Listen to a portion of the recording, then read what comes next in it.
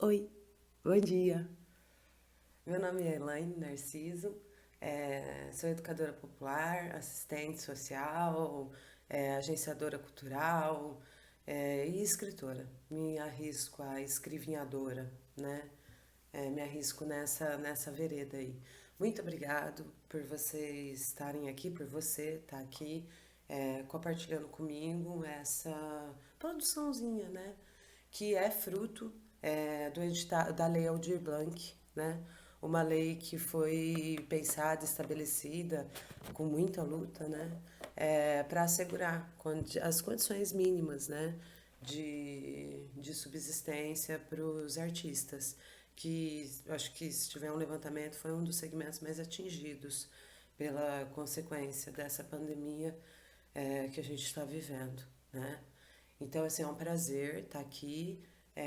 Me sinto muito lisonjeada quando as pessoas se interessam, né, querem conversar. Eu espero que sirva para inspirar você e criar, né, novas condições de habitar esse mundo, tá?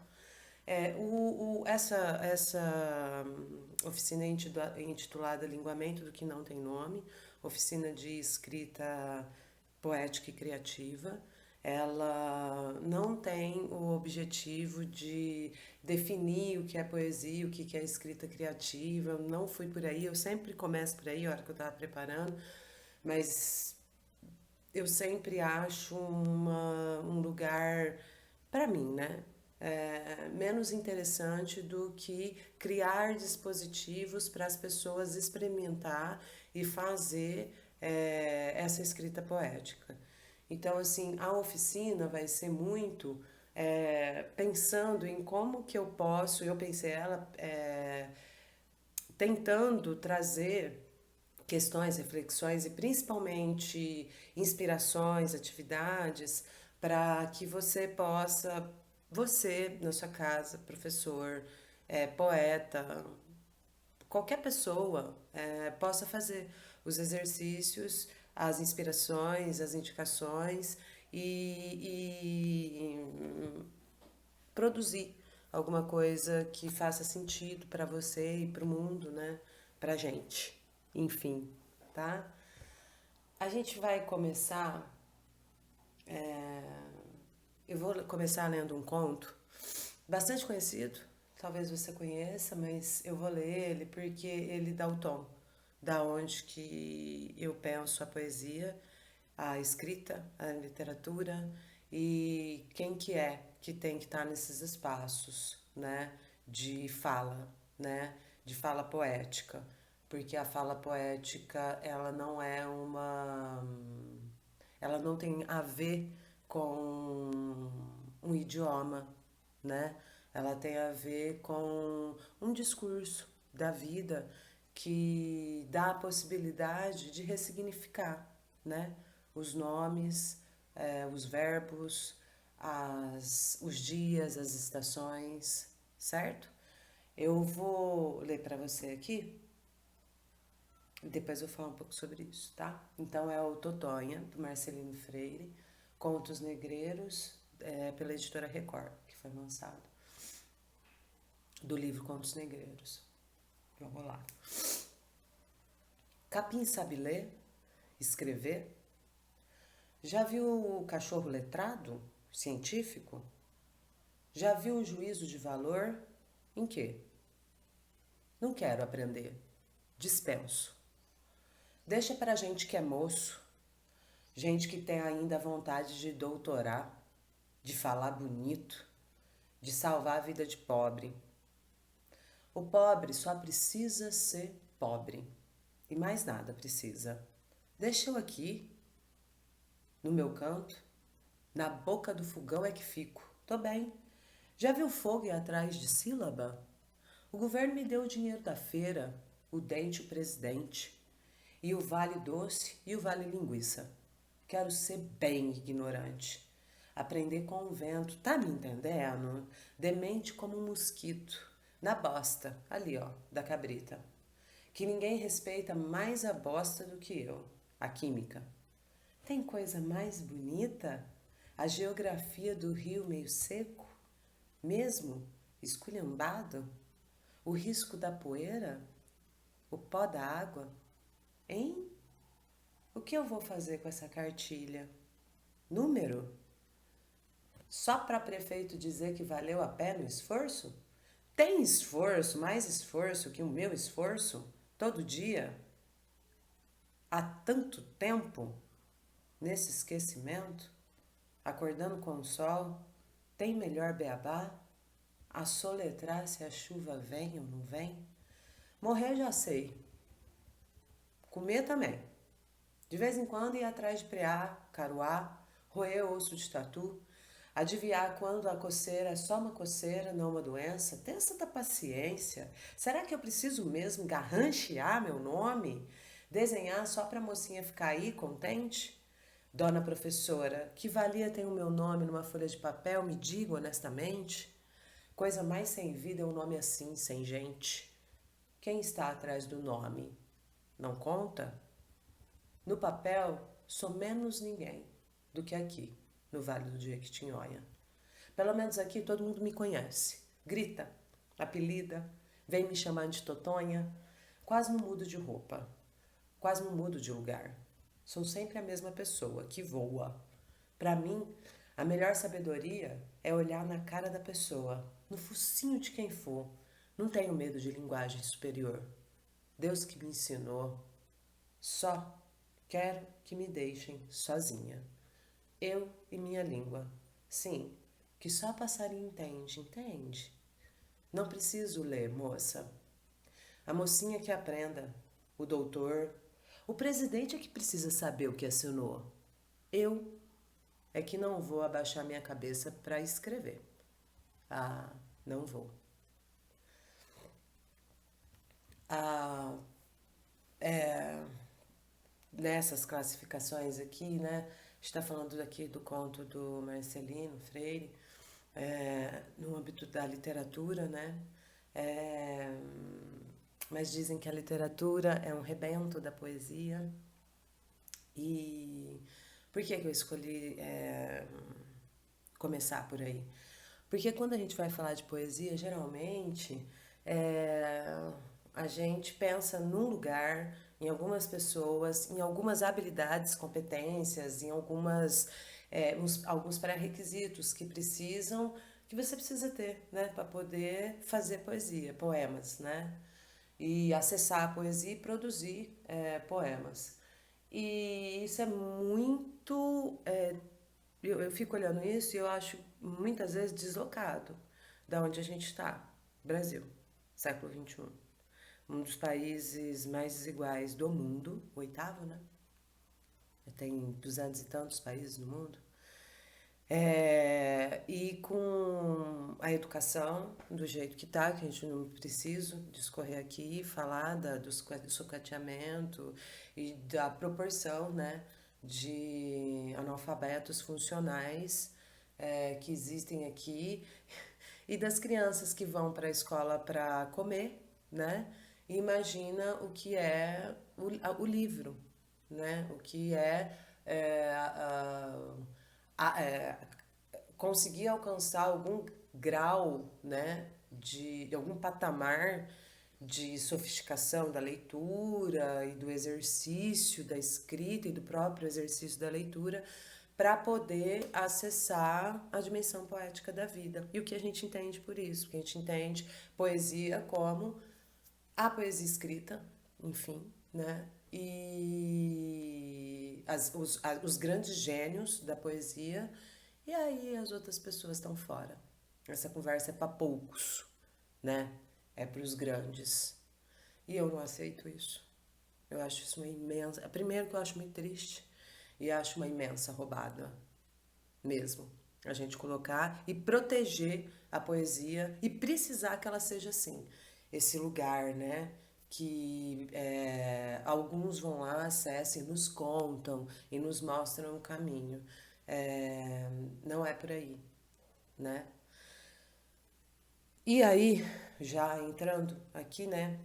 Conversando sobre isso,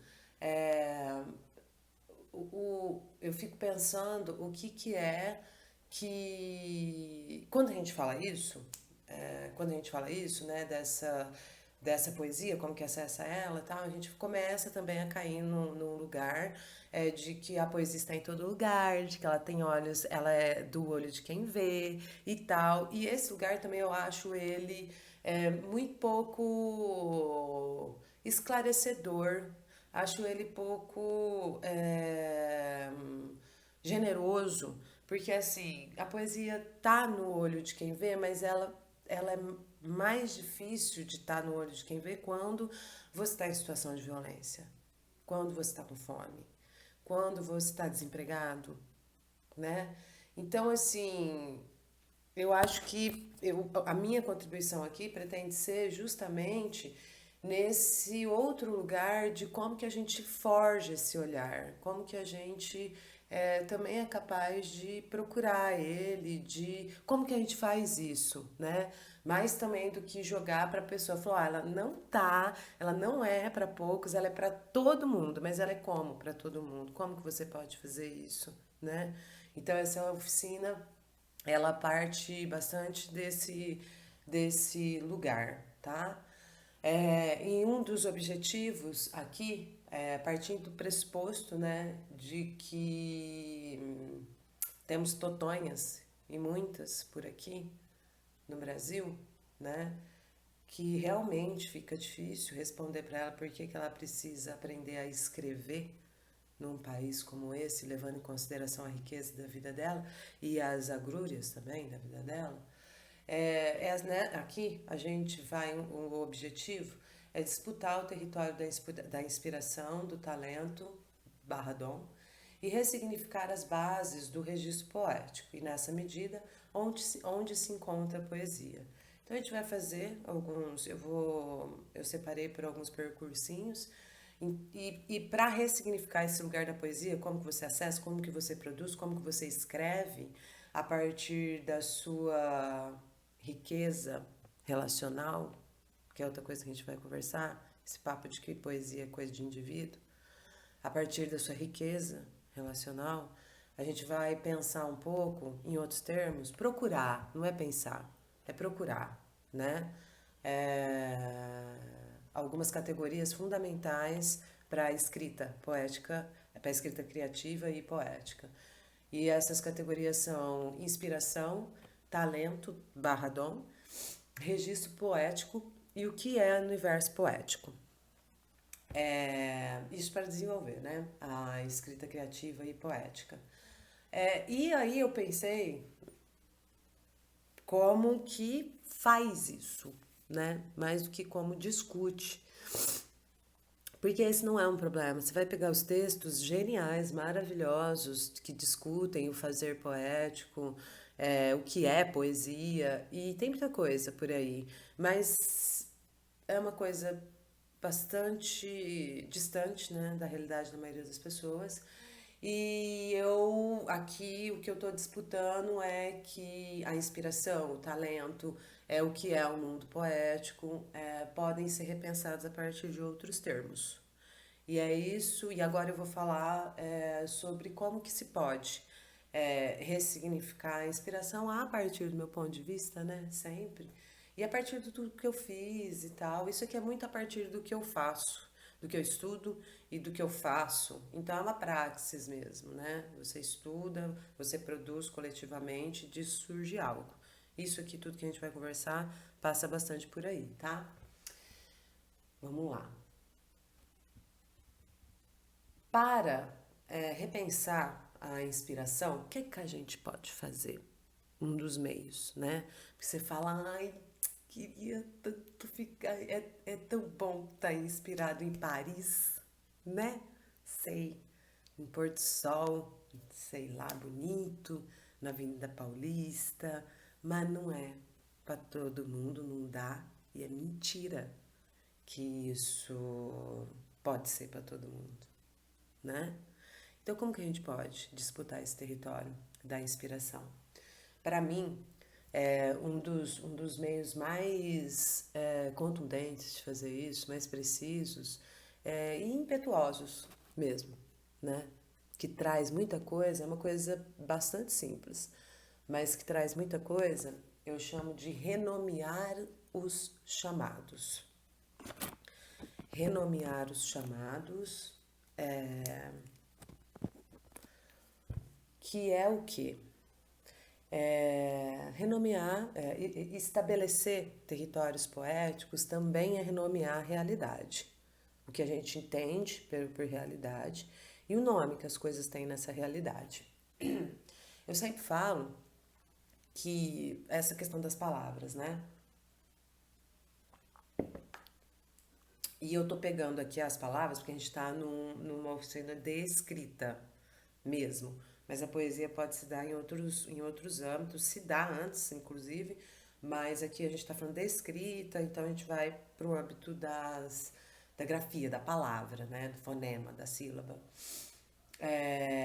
Estabelecer territórios poéticos é também renomear a realidade. Lembrei que eu estava falando. Eu sempre falo que para chegar à instituição, o hospício mesmo, lá, os paredes, os prédios, as camisas de força, tudo, né? Que representa um hospício em um lugar, primeiro tem que chegar a palavra loucura, não antes. O caminho não é inverso. A palavra, ela é um xamã, né, gente? Ela é uma. Ela captura, ela direciona a realidade, né? É a partir do que você coloca, ela é uma caixinha de mundos, né? De um mundo bem preciso, aliás, não de mundos, de um mundo bem preciso. Você falar aquilo traz um mundo para ali, né? Então, quando você fala que tem uma loucura ali, por exemplo, você já traz o CID, você já traz a doença mental, você já traz os remédios, você já traz um tanto de gente, artistas, né? Também tem essa conversa. E depressão e tal, e não sei o quê. Então, assim, a palavra, se a gente fosse observar mesmo, e meio que lutar, né? Também, pelo que as pessoas. Por como a gente chama a realidade, e por como a gente aceita, admite, gosta que as pessoas nos chamem, isso dá uma conversa muito é, esclarecedora sobre onde estão as coisas, né? Mesmo. Eu sempre brinco que quando as pessoas, por exemplo, me chamam de louca, eu sempre falo assim: o que você quer dizer com isso? Você quer dizer irreverente, bem-humorada, inteligente, destemida? Porque muitas vezes a gente fica do tamanho do repertório simbólico da pessoa, né? Ela não tem mais palavras para se relacionar com você, ela só tem louca. E aí você, para se relacionar com ela, tem que dar conta desse repertório, desse universo, né, simbólico que representa a loucura, e tal. E às vezes dá para dar uma ajudada. Falar, ó, vamos definir isso aí melhor? Vamos ver o que é isso melhor? Voltando aqui, estabelecer então territórios poéticos é também renomear a realidade, né? E aqui eu estou querendo dizer sobre renomear os verbos, os substantivos, adjetivos, pronomes, etc., que a realidade, as coisas, o mundo tem, né? E aí, como que se faz isso, né? Do que eu estou falando sobre renomear os chamados? Eu estou falando, gente, eu estou falando do seguinte: imagina se você, de vez em quando, para andar, chamasse andar de voar. Falou, agora eu vou voar. Você vai andar, mas você chama isso de voar. O tanto que isso impõe uma reconquista da geografia, né, em muitos termos, e o tanto que isso pode dar uma dimensão de sobrevoar o ato de andar, né? O tanto que o território muda, né? Quando você, ao fazer um ato, você renomeia ele, né? Imagina se você for caminhar e você chamar isso de permanecer. Ah, vou ali permanecer. Imagina o nível de sofisticação da presença corporal, da procura de outras formas de é, se estabelecer e percorrer, né? O mundo, né? Os caminhos, as veredas. Outra coisa, imagina se um dia só por um dia, você fizesse uma brincadeira com pessoas queridas, né? Ou não, mas mais fácil com pessoas queridas, você mudar seu nome mesmo. E mudar, né? De tipo, sei lá, João Pedro, ou Astrogilda, ou Tempestade, ou Dona Maria. O que está implícito, né, nessa mudança? O que ela traz de abertura, violência, desvios. Imagina você se diz e reconhecer a partir de aí. Imagina esse exercício feito numa sala de aula. E a gente tendo que procurar esses outros lugares de existência, porque o chamado até a gente é outro. Eu estou sendo chamada de nuvem. Esse é um exercício interessante para se fazer, fora toda a dimensão política que ele traz, né? Eu estava pensando aqui na oficina, até coloquei um exemplo aqui, renomeando os chamados, né? O que é? Imagina, em vez de você falar eu te amo, a gente trocar o amor por realizar.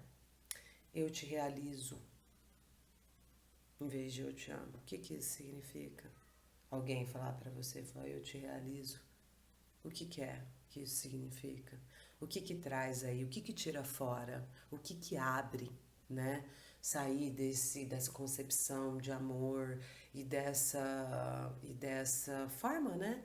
De viver isso, né? Bem pré-estabelecida, né? E brincar com essas palavras. Isso aqui são todos exemplos, né? De possibilidades.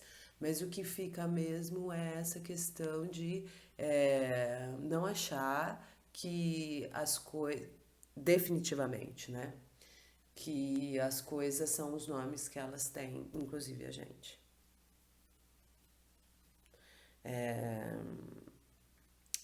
É muita coisa que um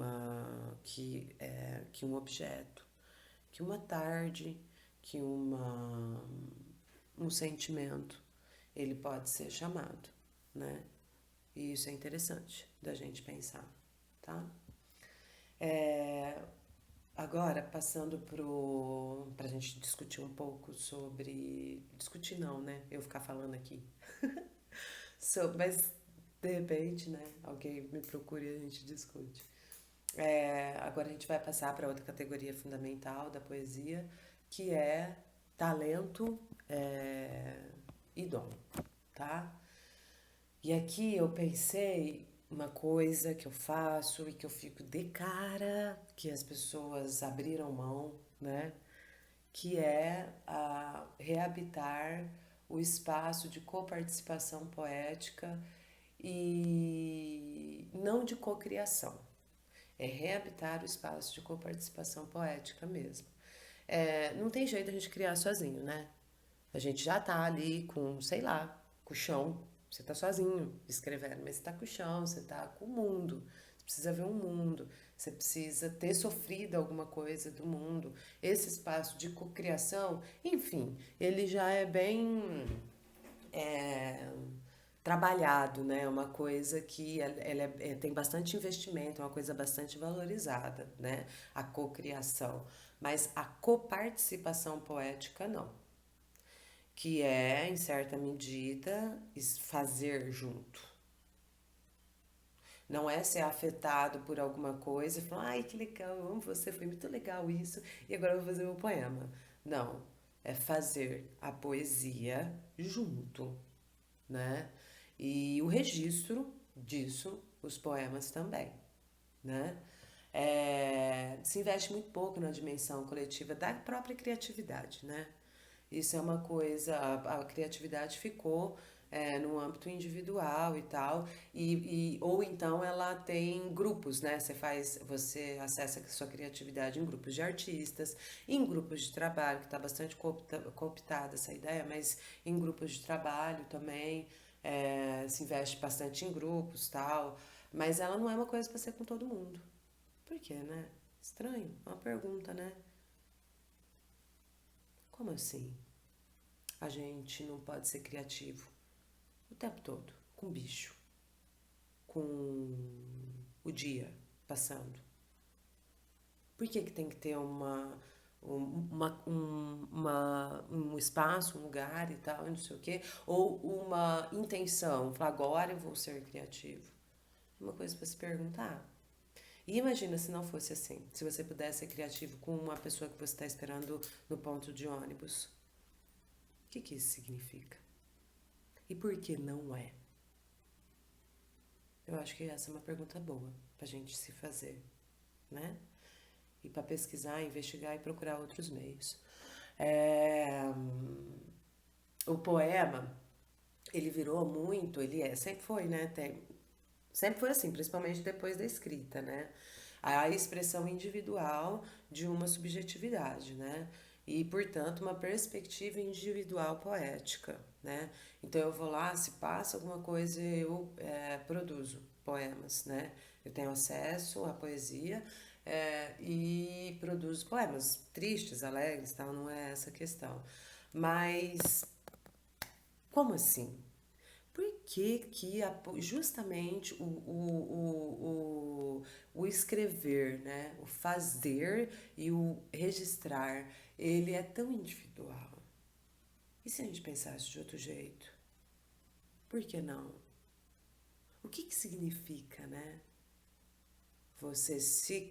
A conjunção, a comunhão poética, a comunhão da escrita poética com qualquer um. O que que isso significa?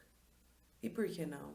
Por que que a gente está acreditando mesmo que a gente tem que sofrer alguma coisa sem estar lá e fazer e produzir o nosso negócio e soltar? Isso é uma coisa bastante instigante, né, de se pensar. Por que que a gente está comprando esse discurso? E por que justamente a poesia, a música, o teatro, tal, ainda tem uma dimensão mais coletiva. Você faz roda na praça, né, de dança, de música e tal. Vai fazer de poesia. Ah, é porque é mais difícil. Começa aí. Por que é mais difícil? Né? Eu acho que a grande pergunta é quem faz poesia com você e quem permanece para fazer o registro. Acho que esse lugar da poesia é muito maravilhoso e ainda pouco ocupado. E aí eu acho que tem muita coisa para dizer pra gente e acho, inclusive, que o nosso tempo está pedindo isso. Acho que estagnou uma forma de fazer arte. Aí a gente olha e fala, ai meu Deus, que legal. Nossa, mais um poema para salvar a minha vida e tal, não sei o quê. Mas eu acho que a gente está precisando de poemas que trazem relações que salvem as nossas vidas, saca? E não só relação com gente, relação com tudo. Com planta, com bicho, com história, né? E dentro, então, desse reabitar o espaço de coparticipação poética, é importante pensar, e aí eu vou dar algumas coisas que eu pensei, né? Pensar meios, criar meios que possibilitem a manifestação da poesia que atravessa as relações, né? Porque toda relação tem poesia, porque a poesia, a poesia não é alguma coisa que você cria, é uma coisa que você enxerga, entende? A dimensão poética da vida é uma coisa que você se dispõe a ver, mas ela está aí o todo tempo, em todos os lugares, né? E imagina criar meios que possibilitem a manifestação dessa poesia que está presente em todas as relações, né? Outra coisa também que ajuda com isso, né, que pode viabilizar essa questão, é brincar mais e junto, né? E não brincar, gente, quando eu falo brincar aqui, a gente sempre fala assim, brincar que nem criança, tá? É maravilhoso, eu brinco, tal, não sei o quê. Sou defensora do rolê, mas não é nem disso que eu tô falando. Eu tô falando de uma certa perspectiva do delirar, saca? Eu acho delirar sozinho, do delírio, né? E delírio quer dizer. A gente tem uma. A gente tem uma concepção sobre o delírio muito próximo da falta de noção, da loucura e tal. E o delírio é uma exaltação enorme, né? Ele é uma potencialização de estar vivo, da exaltação, da exuberância. Você é tomado por aquilo, né? Não, inclusive é o contrário de estar fora da realidade, né? Quando você pode comunicar isso, ele é estar pleno de universo, de estar vivo, né?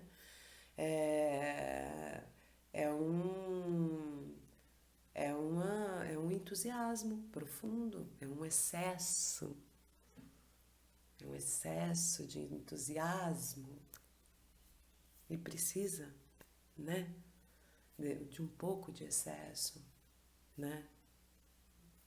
Precisa experimentar isso. Então, quando eu falo de brincar mais e junto, é buscar essa possibilidade de delirar em comunhão, saca? Tirar o delírio do enlouquecimento. Tipo, eu delirei, ai mesmo. Mas como que é delirar junto, né? E a brincadeira pode proporcionar isso mesmo, né? Esse jogo, esse transformar das coisas em outras coisas que já traz uma renomeação dos chamados. Acho isso uma questão interessante da gente pensar. Investir também no estilo singular das ações compartilhadas do cotidiano. Vou repetir, tá? Investir no estilo singular nas ações compartilhadas do cotidiano. E aqui não é fazer rituais, tipo, para fazer isso, nós vamos criar rituais. É legal também, mas é que eu não estou falando disso. Eu estou falando de ficar atento para o jeito próprio que aquilo acontece entre vocês. Aquele jeito. Isso é um estilo. Isso é um estilo. Estilo não é coisa da moda. Estilo não está na mão das grandes marcas. Ninguém precisa te dar isso. Estilo é uma questão de. Pode ser, né? Uma questão de você prestar atenção na singularidade das ações compartilhadas no cotidiano, saca? Aquele jeito da sua avó de te passar o biscoito, aquele jeito. Aquele jeito de você rir com o seu vizinho, menino, pequeno, vocês dois ali. É um estilo próprio, tanto de conexão quanto de gesto e a dança que se estabelece. É isso que eu tô falando, tá? Outra possibilidade de reabitar o espaço da coparticipação poética é verificar a necessidade e torná-la bela. Polemizar as necessidades com a exuberância, tá? E aqui eu tô falando da necessidade de viver, né? As necessidades que atravessam viver, né? E respirar é uma necessidade. Como tornar isso belo? Respirar junto, né? Como que é? E a respiração, eu tô falando da respiração, gente, saindo, porque quando a gente fala do junto, a gente pensa muito em pessoas, né? Mas como que é, por exemplo, né, verificar a necessidade de respirar e torná-la bela? E essa é a sua primeira conexão, que é a conexão com o mundo. Então, assim, é deslocar também esses lugares, né? Como que você verifica essa necessidade? Isso é imprescindível, é inegociável. Mas como que você torna isso bela? E isso está dentro de coparticipação poética, porque é a sua relação primeira com o mundo, com a vida, com o infinito e com o finito, né? É, outra questão é que a última, né, nessa questão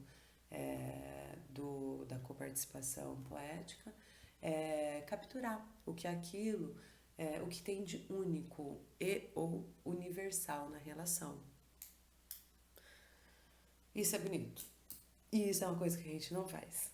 A gente sabe, mas a gente não transforma em poesia, em poema. A gente não chama de poesia. Precisa chamar mais. Fala, ó, isso aqui que tá acontecendo é poesia. Entende? E não só quando tá romântico, essas coisas, em outros contextos. No humor falta muito, né? Capturar a graça, a poesia do humor, né? Da graça, do regozijo, isso falta muito, né? Tanto é que tem a grande produção poética, ela se envereda muito mais por caminhos de das pessoas que estão sofrendo, né, gente? Sofrendo demais, aí vai lá, escreve e é lindo. Mas muito pouco, cara, é relacionado ao humor, à alegria. Muito pouco, na real. Dá uma pesquisada. Esquisito. Por quê? Não é uma coisa pra se pensar. E não é só pra se pensar, falar, ai, é verdade. Não é pra se pensar e falar, ué, gente, mas tô tendo que ficar esperto aqui. Porque se é assim, por que que é assim? Isso vai criando, né? Um universo pra gente viver. Mas tem que ficar meio esperto, tá? É, E aí também a gente passa pelo. Agora a gente vai pro registro, né? O registro poético. Que aí a gente pensa, é onde que tá a poesia, onde que a gente entende que tá a poesia. É muito doido isso. Aonde está o registro poético, no sentido, isso remete a gente ao lugar, na verdade, onde está a poesia. E aí, a poesia está no livro, sobretudo, né? E tá, só lá, lá tem os poemas. A poesia tá onde? Que trazem a poesia. Mas a poesia tá onde? Né?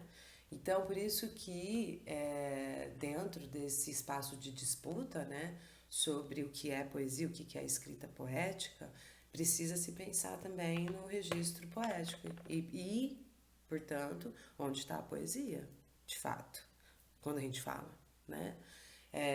E por isso é necessário investigar outras formas de registros poéticos, né? A poesia ela está em toda parte, mas aonde a gente registra isso, né? Isso também é uma dimensão da escrita criativa e poética. E aí, o que entra nessa conversa? A mudança, né? Dos materiais e do suporte onde a poesia pode ser registrada. A poesia não precisa ser registrada só no papel. E isso é legal. Ressignificar isso e experimentar isso, né? Ela pode sair do papel das bibliotecas, né? E dos livros que só as pessoas que sabem ler vão ler. Que triste, né? Sair do papel mesmo. Então aí pro pano, pro plástico, pra pedra, pra árvore, pra cantinhos. Aí é experimentar o suporte mesmo. E aí eu tô falando da escrita mesmo, né? Não tô falando nem da criação. Tô falando aqui da escrita mesmo, do registro. Não é óbvio que isso vai interferir na sua criação, mas eu tô falando do registro mesmo, tá? Então, assim, aí para outro lugar, né? Panela de pressão, retrovisor, sabe? Pote. Mudar o registro, o suporte de registro da poesia, né? Outra coisa que também pode ser experimentada nessa questão do registro é para pensar, né, uma outra forma de se relacionar e de deixar a poesia pelo mundo é brincar um pouco e experimentar a variação das dimensões, né? Então, assim, quando a gente senta para escrever, toda uma coisa acontece, né? Todo um corpo é instituído e todo um mundo é fechado, né? Porque aí são corpos sentados, concentração, é uma outra, um tanto de gente fica fora disso, desses, dessas prerrogativas, né? Para ler ou para fazer ou para ter acesso tanto à criação de poesia como à fruição de poesia. Então, assim, eu até coloquei aqui. Você já você, cara, não precisa ser um grande artista, um grafiteiro, nada disso. Mas escrever uma vez na vida, né? Uma palavra no quarteirão inteiro, né? O que que é isso? O que que isso faz com ou uma frase muito grande com tijolo, com carvão, mas do tamanho do quarteirão inteiro, né? Sei lá, uma palavra de 5 metros, essas coisas, brincar com essas dimensões, sair desse foco, né, da palavra e tal, no papel e tal. Escrever muito pequeno também, pequenininho, o que que é? Aí, né, ir pra infinita delicadeza, sei lá, escrever em botão de roupa, sei lá, poetizar a sua caixa de costura inteira, nas bordinhas das coisas e tal. Então, essa variação das dimensões, ela restabelece até mesmo uma outra relação entre o corpo e a escrita, que é necessário. Eu fico pensando se a gente ensinasse as crianças dançando, se a gente alfabetizasse as crianças dançando, em vez de sentar elas. Então, é disso meio que a gente está falando aqui, dessa procura dessas novas dimensões e assim um jeito objetivo de recolocar o corpo, né, dentro dessa escrita, tá? Outra coisa que eu coloquei é escrever poemas, poesia no corpo, em partes onde não são tocadas. Imagina esse exercício, né? Você escrever em outras partes que nunca são tocadas, né? É, E mudar o suporte também, gente. E aí entra, eu acho, numa ressignificação, né? Da onde está a poesia e o que, que é esse registro. É poder escrever poesia nas nuvens, né? Nos espinhos, nos esparadrapos, nas bolas de remédio, no fundo de calcinhas usadas, em santos, né? Como seria escrever uma poesia no vento, né? É, então, isso aqui diz respeito a esse registro, repensar aonde a gente acha que está o registro da poesia, é uma coisa também que pode ajudar a reformular a sua própria escrita criativa, né? E por fim, finalmente, né? Aqui a gente vai para o último percursinho, que é o que fala sobre o que é o universo poético. E aí eu vou também trazer uma outra conversa, conversa que eu acho, né? Quando a gente vai conversar sobre o que é o universo poético, principalmente com as pessoas, olha, não é fácil. Porque a gente sempre cai, não é difícil cair, numa. Parece que a gente está no século XIX, né? Que a gente é capturado, né? Mesmo assim, e começa a falar a partir de uma subjetividade do século XIX, parece, né? E isso, cara, muito, muito, muito triste. Porque, assim, o que é o universo poético, né?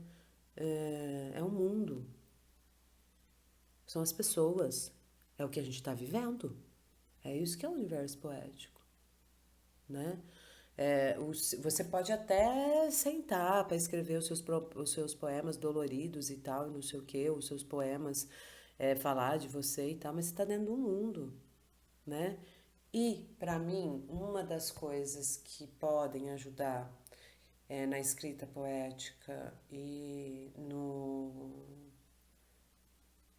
fazer poético é justamente. é, eu trouxe aqui umas perguntas do Bruno Latour que eu vou colocar aí para vocês. É, e as perguntas. O Bruno Latour é um antropólogo, sociólogo e filósofo francês tal, que pensa, né, o mundo, o que a gente está vivendo e tal. E aí eu acho que tem algumas perguntas que podem orientar a, o que a gente entende por universo poético e a partir de aí, de ocupar um pouco esse lugar, pensar, o fazer a escrita poética, tá? As perguntas são: qual povo você pertence? Que limites esse povo tem? Em que território habitam? Em que época se encontra? Como está composto este mundo e este povo? Por qual autoridade suprema este povo se considera convocado?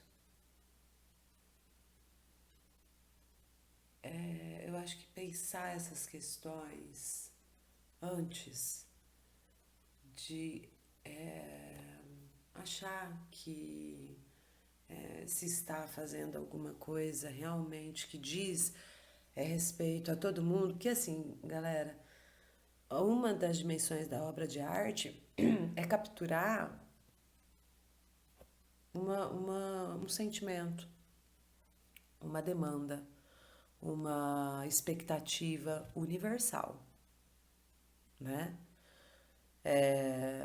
Quando você fala de um jeito da sua dor que parece que sou eu que estou falando, você alcançou o patamar de obra de arte, né? Quando você faz alguma coisa que todo mundo fala, ai, que é isso? Que coisa horrorosa, é o patamar de obra de arte. Mas assim, tem uma dimensão que precisa nos comungar, entende? Ela traz um elemento universal que faz com que a gente comungue uma sensação, um sentimento, né? E isso é uma obra de arte. Então, assim, é muito mais do que você expressar a sua subjetividade, né? É muito mais você abrir os canais para capturar o que diz o que você tem a dizer sobre uma coisa que está sendo dita no seu tempo. Não é uma coisa só que você quer falar, mas é uma coisa que precisa ser dita ou que está sendo dita, porque aí tem a arte às vezes é vanguarda, a arte às vezes é denúncia, a arte às vezes é esclarecimento, né? Às vezes a arte é ruptura, mas isso diz respeito a um tempo, a uma coisa que nós estamos vivendo enquanto realidade, não é nem enquanto pessoas, é enquanto realidade, a realidade quer, precisa, denuncia, é, exige, né, uma ruptura, por exemplo. Então é disso que a gente está falando. Então, quando você para pensar qual povo você pertence, que limite esse povo tem, em que território habitam, em que época se encontra, como está composto esse mundo e este povo, e por qual autoridade suprema esse povo se considera convocado, eu acho que você está num lugar mais interessante para pensar qual mundo cria um poema. Esse é o lugar da escrita, né? Eu acho que é meio por aí. Então, eu sugiro que você responda essas perguntas, tá? Que faça, tem uma... que é meio aquela conversa, né? A gente precisa começar a responder essas questões, né? De onde a gente está vindo, com quem a gente está vindo, o que a gente quer e para onde a gente está indo. Imagina, se você conhece uma pessoa e tem que conversar sobre isso. Pô, onde você está vindo? Com quem? O que você quer? E de onde você e para onde você está indo? Assim, no primeiro segundo. Não tem como não conversar sobre isso para fazer poesia, para escrever, né? Não tem como não passar por aí, mesmo, tá? Pessoal, pessoa, você que tá aí. Eu tô falando com som, né? Tô falando com você. É, eu vou colocar agora umas. Eu vou só apresentar. Eu queria mesmo era falar sobre essas coisas com vocês, tá? E eu vou só fazer uma pincelada do meu trabalho, que é para falar para mim o que criou, onde deu, né? Todas essas questões que eu trago, essa forma de entender, essa forma de experimentar, essa forma de estar com o outro e de entender a poesia como um espaço de criação coletiva, de participação coletiva, né? E aí eu fiz, né, o livro, né, que é o Poemas Cruzidos, Linguamento do que Não Tem Nome, que é esse aí, que vai aparecer. E eu vou colocar agora para vocês um exercício para vocês fazerem. É, Isso é a título de inspiração, tá? A poesia não é, a oficina não é sobre minha poesia, mas eu acho que fica meio assim eu não mostrar os produtos. Mas agora para frente é só isso, inclusive, tá? Se quem não se interessar, né? Tá, eu tô avisando, tá? Então eu vou colocar primeiro, que é mesmo para mostrar, né, o que para mim aconteceu disso tudo que eu falo e tal. Eu vou primeiro, eu vou colocar para vocês uma, um, um exercício que eu chamo, que está presente no Poemas Cruzidos, que eu chamo a primeira coisa que tem no livro, que chama Exercício para Desentupimento da Goela Estética, tá? E aí eu vou pedir para você fazer ele. Você tem que ler em voz alta esses poemas que vai aparecer aí, tá? E aí, lê em voz alta, relaxa, se sinta estranho, se sinta brincando. E pra gente começar aqui uma conversinha sobre o linguamento do que não tem nome, que é a linguagem que eu brinco e desenvolvi, tá bom? Vê.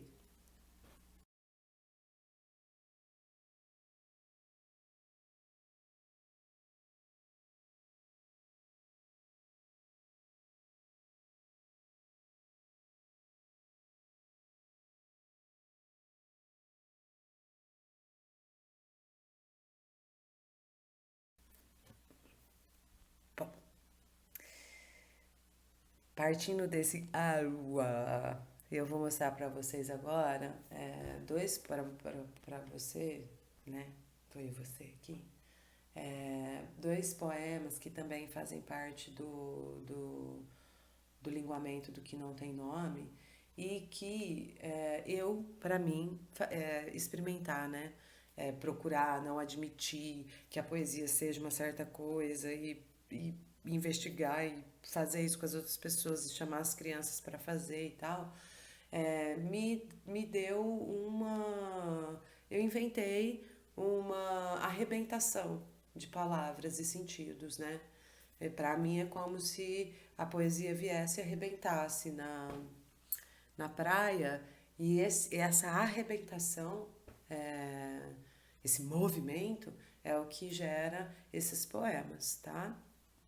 Então eu vou colocar aí para vocês e vou pedir para que você também leia em voz alta, tá bom?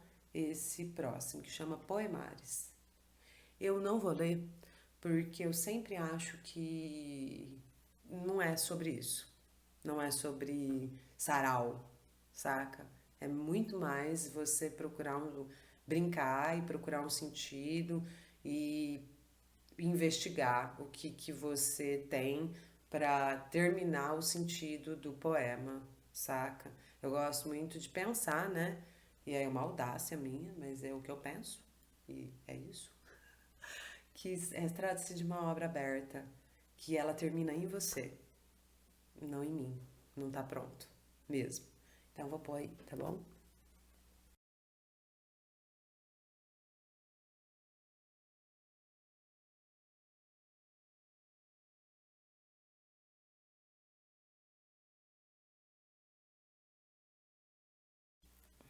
Vou colocar. O que que foi? Como que será que foi, hein?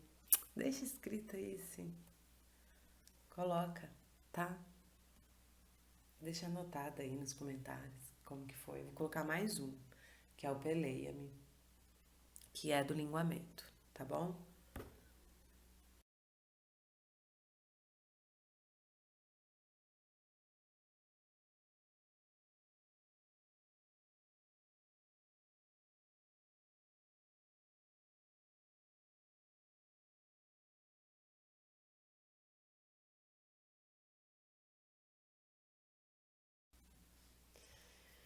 E agora, finalizando, indo pro final aqui, porque eu falei, hein? Tô até com tosse e babando. Agora a gente vai para a parte final, que é o quê? Os poemas cruzidos, eu fiz os poemas e, para mim, né, eu inventei um novo idioma e fiz os poemas a partir de uma necessidade de romper com um certo tipo de maneira de estabelecer comunicação, né? Tipo, eu falo isso, você entende aquilo? Eu falei, e se eu abrir isso? O linguamento é muito sobre isso. O Poemas Cruzidos, o livro. E aí, agora, ultimamente, eu fiz uma outra, dentro disso tudo que eu falei para você, dessas coisas que. Dessas. Dessas coisas que atravessam, né, que me movimentam, que eu tento compartilhar, que eu faço com outras pessoas. O que é que acontece? Eu escrevi agora, ainda não está lançado, tá? Mas acabei de escrever, acho que vou fazer uma produção independente. Mas eu acabei de escrever um livro que chama Hospício para Passarinhos, que foi bem diante disso tudo que a gente está vivendo e de que eu não falei, gente, não pode ser isso só, não vai ser só o caos e a dor e a catástrofe. E aí eu pensei em um hospício para passarinhos, que é não falar que tá tudo lindo, né, que tá tudo muito louco, mas é para passarinho, entendeu? Né? E aí passarinho enlouquecido é a coisa mais linda, né? Eles deliram, eles misturam as cores, eles tomam conta da tarde. Então, assim, foi nessa vereda aí que eu fui. E o que acontece que eu fiz? Eu peguei e escrevi, fiz, né, os poemas e traduzi os poemas que eu escrevi para o linguamento que não tem nome, para essa linguagem que vocês viram aí antes. Eu vou mostrar aqui. Então é um livro bilíngue. É uma é um livro bilíngue, entende? É uma brincadeira muito séria, né? Isso. Porque eu falei, o que é isso? Ninguém vai me traduzir, porque o linguamento não tem como ser traduzido, né? E assim, nem que eu tenha vontade, nem que eu tenha vontade de ser traduzido, isso até me cansa. Na verdade, o universo oficial dos poetas tá, me dá uma canseira, acho bem cansativo. Então, assim, mas assim, é brincando, tirando uma onda mesmo com esse universo. Falei, o que é isso? Não vou ter o livro bilíngue? Vou ter. E eu mesma traduzi os meus poemas. Então, assim, é um sarro, né? É uma. Seríssimo, na verdade, né? É uma graça muito séria, né? E então, assim, vou lançar ele, mas eu queria mostrar para vocês isso. E aí, eu vou mostrar o poema em português, né? Normatizado. E depois eu vou colocar a tradução, tá? Então, esse primeiro aqui é o poema que faz parte do livro Hospício para Passarinhos, em português. E esse que eu acho que eu vou ler, tá?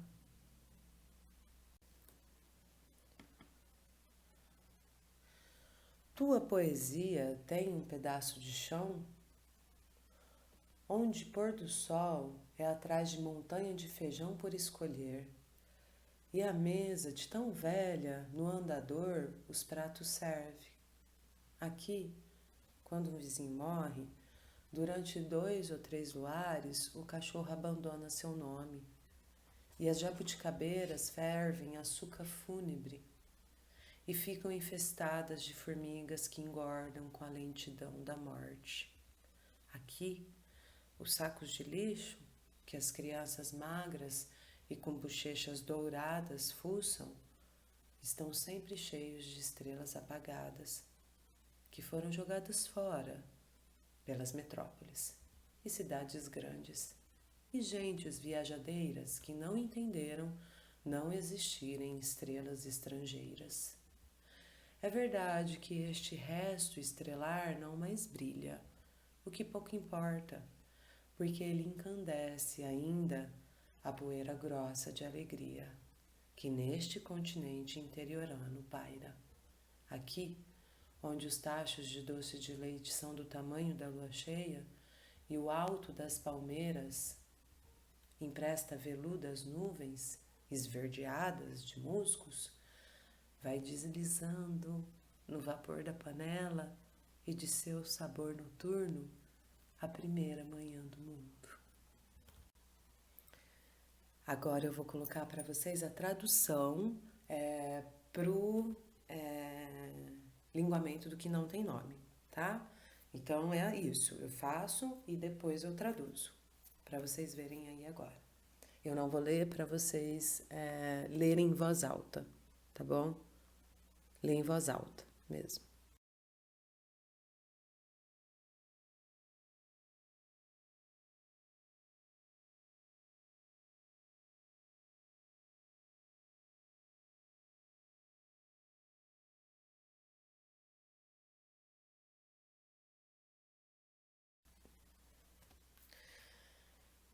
É isso, né?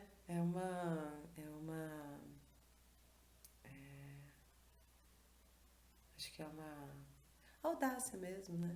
Também, um pouco, tá? E aí, finalizando aqui a nossa oficina, eu vou ler um último, esse eu vou ler também, aqui, um último poema. E depois eu vou deixar a tradução deles para você ler em voz alta também, tá? Então vamos lá. Esse aqui chama Hospício Descontrário, tá? Não desista. Às vezes as pessoas não compensam mesmo. Mas não dá para dizer que o mundo é uma droga. Existem os pandas, as vacas, os passarinhos coloridos, as baleias e suas caudas, os filhotinhos de jacaré, os gatinhos fofos, os cachorros. Não desista. O mundo não é do tamanho do sistema. Existem árvores muito antigas que a última nova notícia sobre economia. Não desista. No fundo da Amazônia, existe uma pessoa que não se sente só porque tem um avô que é um rio que escorre entre seus dias. Não desista. Não acredite ou deixe de acreditar no mundo somente por conta das pessoas. Para além da religião, para além da ideologia, para além da política, a gente precisa entender que é uma honra estar num mundo cheio de nuvens, com formato de pipa, desbicando com a brisa. Não desista do universo. por conta desses bilhões de seres humanos escrotos. Há muito mais insetos que gente no mundo. Uma borboleta vale que você esteja por aqui. Não desista do mar, porque você está no asfalto. Não desista dos recomeços, porque o noticiário só fala de morte. As montanhas estão grávidas de horizontes, não desista. Não desista do mundo por conta das pessoas. Elas não são a coisa mais importante. E se tudo der errado e se a gente se matar por aqui, a lua cheia continuará e terá uma lembrança da sua vista, o que já vale uma vida. Não se torne mais uma espécie em extinção. Não seja mais um zumbi faminto de gente. Não raro, relação humana é confusão. Faça amizade com o vento. Cuide do seu lixo e da água. Ajude a salvar você. Porque o planeta continuará por aqui. Fique tranquilo. E se for para acreditar em alguma agente, defenda com unhas e dentes os nossos indígenas, nossos parentes. Eu vou colocar agora ele em português para você poder ler e para ficar mais fácil entender o que aconteceu na tradução, porque eu vou mostrar a tradução também, tá?